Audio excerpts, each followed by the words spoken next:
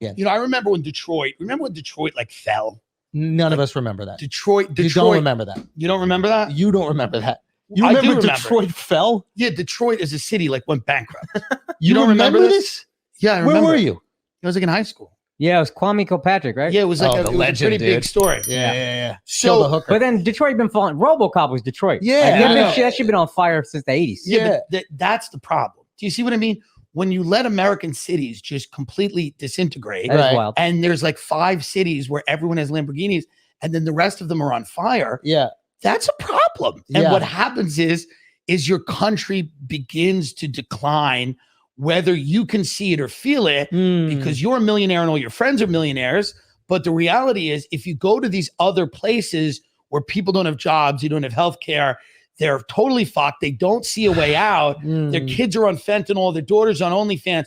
This is part of now when those people. But industry have changes jobs, certain cities. Okay, man. sure. This is American history.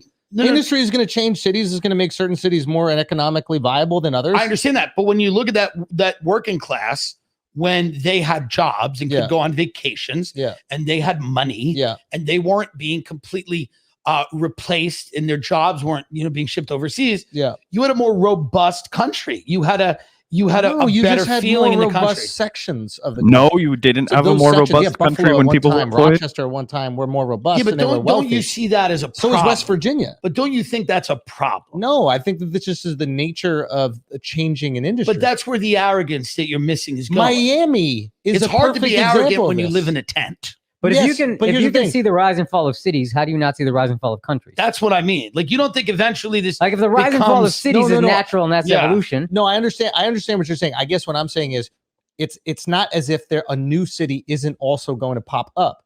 So yes, it is. It Rochester literally is Buffalo that. Falls. Yeah, another place is probably going to pop up. But it's bigger than just specific cities. These are entire industries. We have no manufacturing in the country, right? This is a bigger problem. We have no manufacturing. We don't make anything here. Yeah, everything. So if you're an unskilled worker, you don't have any skills. Yes, you're competing against immigrants that come in all the time. You're competing. So yeah, he kind of makes a lot of amazing points, and I was shocked. I was genuinely shocked at how resistant to these obvious fucking arguments Andrew Schulz was on this podcast, right? A guy that again likes to position himself as like a regular Joe, working class Joe, kind of a guy, right? Like not a elitist or whatever. This was all elitist horseshit that he was saying, like pretending like nobody remembers the hardships of 2008. Like Tim Dillon's looking at him, what the fuck are you talking about, dude? I was in high school. You don't remember 2008? Are you on fucking crack? Like, what the fuck is the matter with you? That was the fucking mayor of Detroit. I'm kidding. But you know what I mean? Like, he's there and he's saying something that shouldn't be any really controversial at all. I mean, don't you think it's a problem that massive swaths of America is economically devastated, that you've got people driving Lamborghinis and everywhere else is on fire, that son's on fentanyl, daughter's on OnlyFans? I mean, this is really good analysis of what's happening. And these guys are just like, everybody I know is having a great time, bro. Rich as shit. Fuck. I mean, poor people are going to be poor, man. Haven't you read a history book? There's always been fucking poor people, dude. Shut the fuck up. That's a bummer. That's a downer to talk about. What about our boy Rogan, right? I mean, that's the real hot button issue of the day. Fuck all these actual poor people. You know what I mean? I don't know. I just thought this was so out of touch, dripping with elitism, and then so unaware of how elitist and out of touch and just wrong you are. I needed to fucking play it for everybody.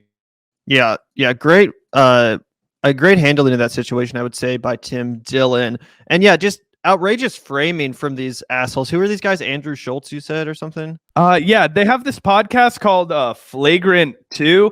One of them just put out a new not a new podcast, a new Netflix special. It's Akash Singh, I think is his last name, and then Andrew Schulz, who's the dude that does that podcast with Charlemagne the God. And for anybody who can remember back really far, when I was in middle school, I remember Andrew Schulz used to have a regular guest spot on that terrible MTV show Guy Code, which was all about like that's the code for guys, like Guy Code. Anyway, that was also Andrew Schulz way back before he got like as successful as he is now.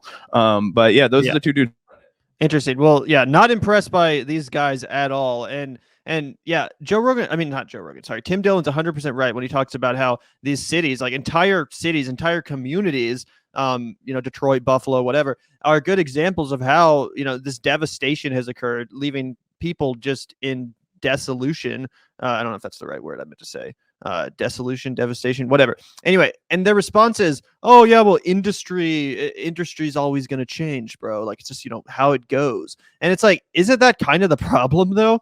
Like, and when you say industry changes, what you mean is that trade deals were passed, which enabled corporations, everything from clothing companies to car companies, to ship all their labor overseas to Asian countries where they could exploit sweatshop labor for the sake of their bottom line, not anyone else's. It didn't improve the customer experience. It didn't improve anything other than their bottom line. Again, it was all just so they could save a buck and exploit people in countries that were desperate for the slave wages, which they actually want to pay workers. That's the only reason that the industry changed. It wasn't like some natural or inevitable shift in the tide or something like that. No, it was all for the sake of a couple people, a handful of people, to make a shit ton more money. That's the only reason that happened. That's the only reason places like Flint, Michigan, or Detroit, became the devastated communities which they are now, with flat public infrastructure that's far behind, crumbling houses, poverty, etc. It's not the people's fault. It's not the people's fault at all. They're completely victims of this corporate capitalist system, which only favors the people who have money to be made in the situation. Yeah. So just to close out the show, wanted to point out that, and I think that honestly, not to heap too much praise on the guy, but I think that Tim Dillon really does embody a lot of the same characteristics that made Joe Rogan huge. He's very funny. He's pretty reasonably well read when it comes to shit. Sometimes he's read the wrong fucking books, and I want to like scream through the fucking YouTube video when I'm listening to him talk. But he's a well read enough, thoughtful guy, very funny, has his pulse on the things that have impacted people from 2000 to 2022. Has this, sort of, elitism in the sense that he has like a desire for nice, posh things, which I think a lot of people do. There's no real reason to hide that, even if you're a leftist. Everybody likes not nice things. We should all have access to them, not just the rich. And of course he gets into territory like with the trans stuff, where he would like have this lady on that says that, like, well, if you look at the rise of autism and the rise of trans people, like they're correlated, and all kinds of like crazy horseshit that's not true. Sometimes he'll get a little like too excited by some like right-wing kooks, and like he thinks that Jordan Peterson's brilliant and all kinds of shit that I disagree with. But I also always disagreed with a bunch of shit about Joe Rogan. I wouldn't be surprised if this guy Tim Dillon lingers around for a while, and drop some good class conscious commentary that, is beneficial to people who never get to fucking experience that. And then maybe pushes them towards some other people who can peel the onion away a little bit further. Right. Because I think that, again, this dude's an entertainer, right? Like he's trying to grow his own career, but he's also dropping in some good like kernels of truth in there, nuggets of stuff that's normally withheld or not, presented by somebody with, 500,000, Twitter followers and a robust comedy touring career. Right. But yeah, I mean, shout out to him for pushing back there. I guess he was on their podcast. It looks like the Flagrant, whatever the fuck. Yeah, the Flagrant 2. It's an NBA reference, Gavin.